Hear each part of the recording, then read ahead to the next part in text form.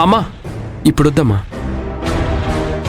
శ్రావ్య పూర్తిగా రికవర్ అవ్వలేదు, పూర్తిగా రెస్ట్ ఇవ్వమని డాక్టర్ గారు చెప్పారు.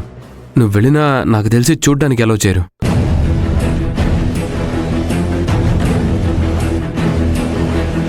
ఇదంతా జ్యోతి వల్లే జరిగింది. నాకు శ్రావ్య తోడుగా రావడం దానికి అస్సలు ఇష్టం లేదు. జ్యోతి వల్ల 1 కాదు 10 అపశకునాలు జరుగుతాయని నీకు ముందే చెప్పాను కదా, నువ్వే వినలేదు. అన్నిటికీ జ్యోతియే కారణం కాదమ్మా. శ్రావ్య సగం వరకు విని జ్యోతిని అపార్థం చేసుకుంది. వెనక ముందు చూసుకోకుండా వెళ్ళటం వల్లే ఇదంతా జరిగింది. నువ్వు దాన్ని వెనకేసుకురాకు.